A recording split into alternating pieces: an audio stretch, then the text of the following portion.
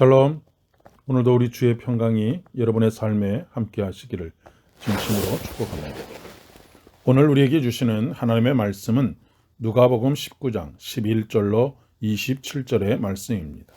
그들이 이 말씀을 듣고 있을 때에 비유를 더하여 말씀하시니 이는 자기가 예루살렘에 가까이 오셨고 그들은 하나님의 나라가 당장 나타날 줄로 생각함이더라.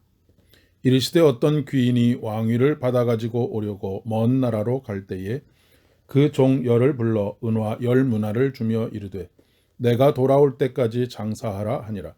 그런데 그 백성이 그를 미워하여 사자를 뒤로 보내어 이르되 우리는 이 사람이 우리의 왕됨을 원하지 아니하나이다 하였더라. 귀인이 왕위를 받아가지고 돌아와서 은화를 준 종들이 각각 어떻게 장사하였는지를 알고자 하여 그들을 부르니 그 첫째가 나와 이르되 주인이여 당신의 한 문화로 10문화를 남겼나이다. 주인이 이르되 잘하였도다. 착한 종이여 내가 지극히 작은 것에 충성하였으니 10고을 권세를 차지하라 하고 그 둘째가 와서 이르되 주인이여 당신의 한 문화로 5문화를 만들었나이다. 주인이 그에게도 이르되 너도 5고을을 차지하라 하고 또 한 사람이 와서 이르되 주인이여 보소서 당신의 한 문화가 여기 있나이다. 내가 수건으로 쌓아두었었나이다. 이는 당신이 엄한 사람인 것을 내가 무서워함이라. 당신은 두지 않는 것을 취하고 심지 않는 것을 거두나이다. 주인이 이르되 악한 종아 내가 내 말로 너를 심판하노니 너는 내가 두지 않은 것을 취하고 심지 않는 것을 거두는 엄한 사람인 줄로 알았느냐. 그러면 어찌하여 내 돈을 은행에 맡기지 아니하였느냐. 그리하였으면 내가 와서 그 이자와 함께 그 돈을 찾았으리라 하고 곁에 섰는 자들에게 이르되 그 한 문화를 빼앗아 10문화 있는 자에게 주라 하니 그들이 이르되 주여 그에게 이미 10문화가 있나이다. 주인이 이르되 내가 너에게 말하노니 무릇 있는 자는 받겠고 없는 자는 그 있는 것도 빼앗기리라. 그리고 내가 왕됨을 원하지 아니하던 저 원수들을 이리로 끌어다가 내 앞에서 죽이라 하였느니라. 아멘. 본문의 10문화 비유를 이해하기 위해서는 역사적인 배경을 조금 알아야 합니다. 어떤 귀인이 왕위를 받아 가지고 돌아오려고 먼 나라로 갈 때에입니다. 이 이야기의 역사적 배경은 주전 4세기에 헤롯 대왕이 죽음에 임박해서 3명의 아들들에게 땅을 나누어 줍니다. 이때 왕이 되기 위해서는 로마의 황제에게 허락을 받아야 했습니다.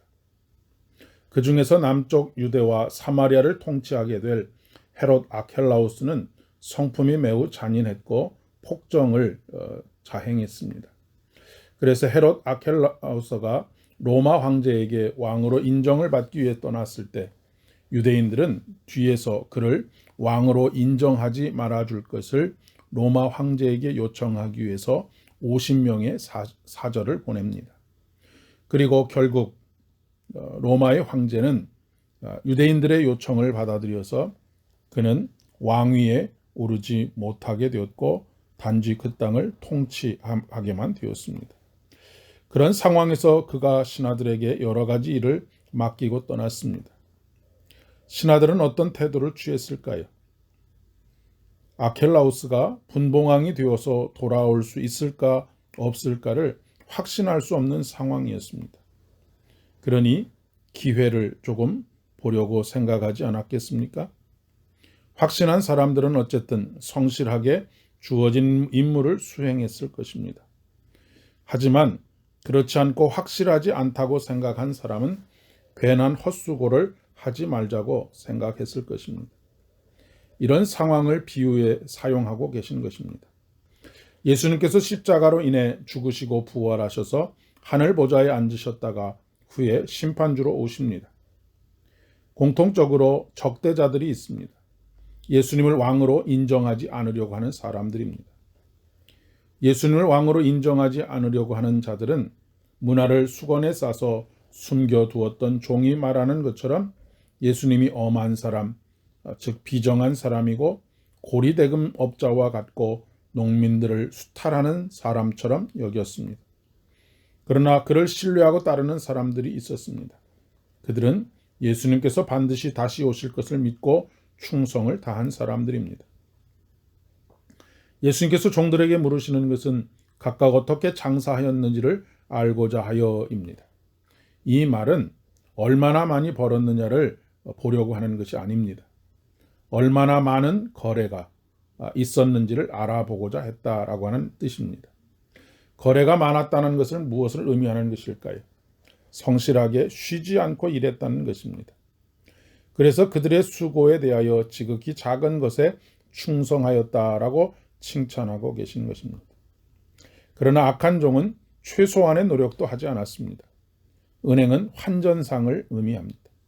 그 사람들에게 맡겼으면 최소한 법정 이자라도 받을 수 있었을 텐데 그것조차 하지 않았다라고 하는 것입니다.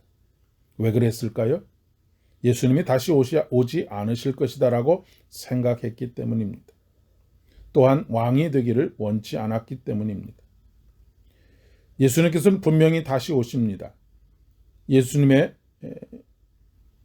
우리를 다스리시는 우리의 왕이십니다.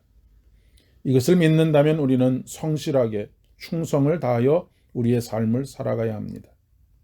오늘도 다시 오시마 약속하신 우리 주님을 간절히 기다리며 그분을 왕으로서 인정하고 충성을 다하는 복된 하루가 되시기를 바랍니다.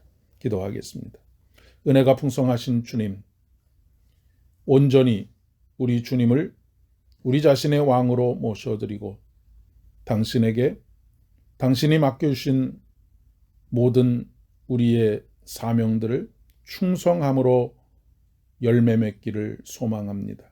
은혜를 베풀어 주옵소서. 예수님의 이름으로 기도합니다. 아멘. 오늘도 복된 하루 되시기를 바랍니다.